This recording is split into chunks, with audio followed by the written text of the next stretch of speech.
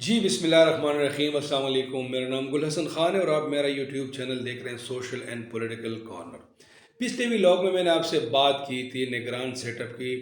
کل رات اس میں زبردست ڈیولپمنٹ ہوئی ہے اور زبردست خبریں سامنے آ رہی ہیں۔ خبر یہ ہے کہ جو نگران سیٹ اپ ہے وہ ٹیکنوکریٹ کی حکومت ہوگی، اور اس سلسلے میں جی ایچ کیو میں ملاقاتیں بھی ہو چکی ہیں۔ اچھا، یہ بات یہ آئی کہاں سے اور یہ خبر بنی کیسے؟ کل عمران خان صاحب نے اس کا ذکر کیا تھا، فواد چودھری صاحب نے بھی اس کا ذکر کیا تھا، اور سب سے پہلے یہ خبر بریک کی تھی شبر زیدی صاحب نے۔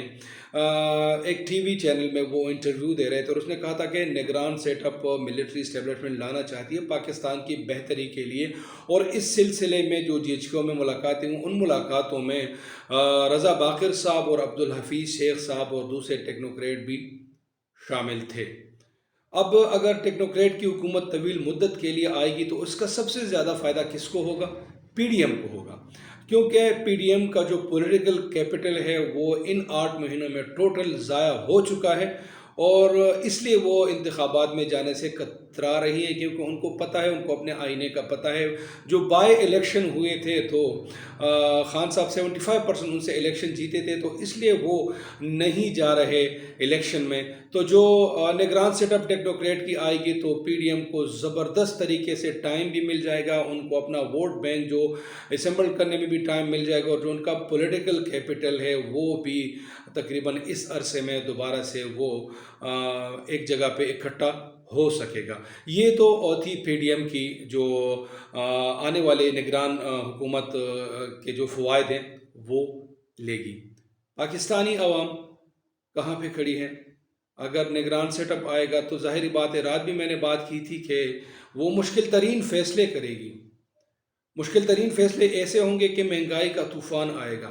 وہ آئی ایم ایف کی شرائط منظور کریں گی، اور آئی ایم ایف کی شرائط اس لیے منظور کریں گی کہ جو نگران سیٹ اپ یا ٹیکنوکریٹ ہے ان کا پولیٹیکل کیپٹل نہیں ہوتا، ان لوگوں نے عوام کو جواب دہ نہیں ہونا، ان لوگوں نے عوام کے پاس الیکشن کے لیے نہیں جانا، ان لوگوں نے صرف اور صرف ملک کے سٹرکچر کو دیکھنا ہے اور ملک کے جو حالات ہیں اس کو دیکھنا ہے، اس کے بابت اس نے فیصلے کرنے ہیں۔ لہٰذا ان کو کسی غور و فکر اور غم کی ضرورت نہیں ہوتی، وہ ایک مدت کے لیے آتی ہے اور پھر اپنی کارروائی اور ملک کے ساتھ بلائی کر کے چلی جاتی ہے۔ پاکستان کی عوام کہاں کھڑی ہے؟ اگر ٹیکنوکریٹ کی حکومت آئے گی تو پاکستان کے عوام پہ مہنگائی کا بوجھ بڑھے گا، جو بجلی ہوگی وہ ناپید ہو جائے گی، گیس بھی ناپید ہو جائے گی۔ جب یہ ساری چیزیں ہوں گی تو پاکستانی عوام ضرور یہ مطالبہ کریں گے کہ سر، اگر آپ ٹیکنوکریٹ کی حکومت لانا چاہ رہے ہیں تو برائے مہربانی جو پاکستان کی اشرافیہ ہے ان کا اور ان کے جمعرات ہے جو کہ خزانے پہ بوجھ ہیں، برائے مہربانی ان کو بھی کم کریں۔